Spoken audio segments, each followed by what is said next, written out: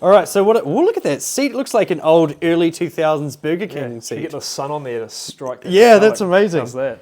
So this is effectively the base model, but not. I don't like to say that because that to me that's kind of almost like talking it down because it's still got so much engineering, so much effort put into it. Yeah. It's still something that if you were really silly on, you could probably end your existence on. Absolutely. I mean, so tell me about it. Take it from start to finish. What have we got here? I mean, this is basically a true test replica. Okay. So when I designed this bike, I set out to basically recreate the fun of the 1970s true test. Yep.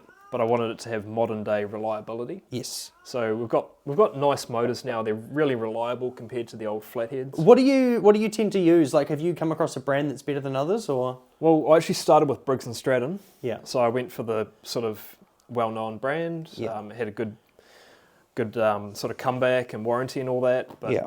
at the end of the day, they were still Chinese-made motor. Yeah.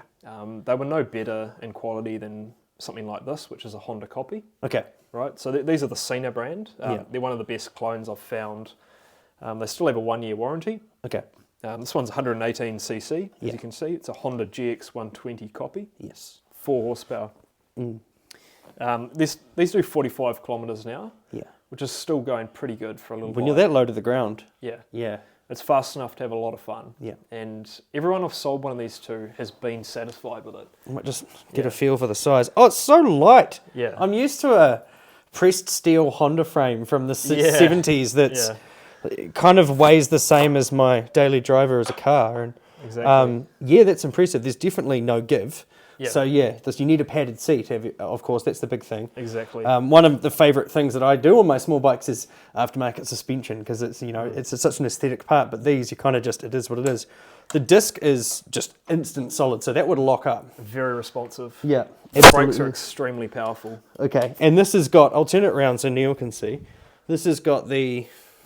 So it's only 32 kilos, by the way. That's nothing. Yeah. If you get some shot of.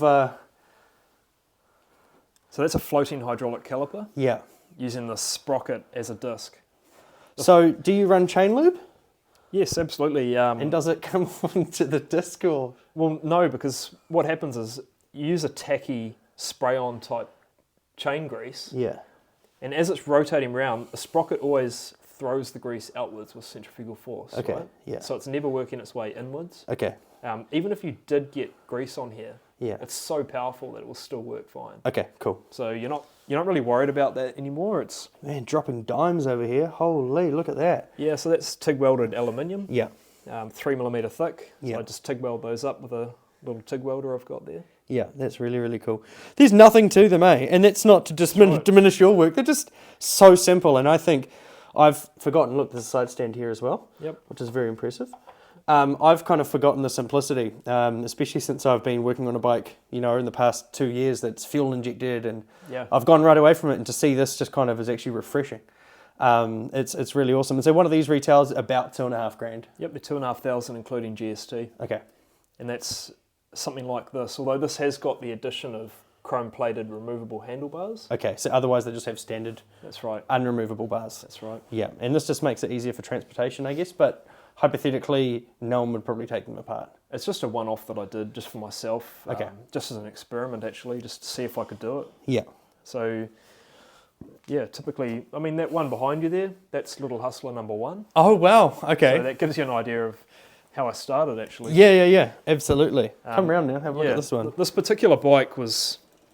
That exhaust is something else. Yep. So this is an old flathead Briggs and Stratton from the 60s. Yeah. I recently put this in just to build a vintage-styled bike. Yeah. Do they sound like different, like as a flathead? Than Yeah, they do. They have an exhaust note that's quite different. Yeah.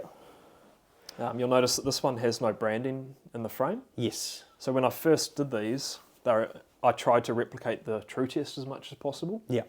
So I even did the little holes in here where they mounted the front plates. Okay. And I went away from the whole true test thing Yeah.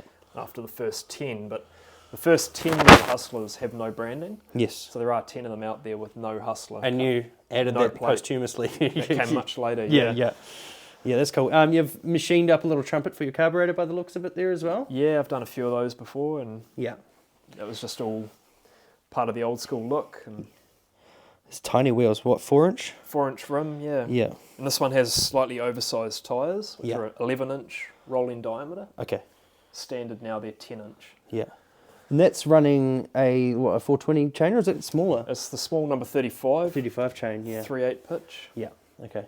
That's So- really impressive. All right, so those are the original ones. Let's, Yeah, so this is bike number 40. This one's number 1. okay. That's impressive. Can we have a look at a Fat Boy? Yeah. Let's do it. We'll put this one back nicely. Yep.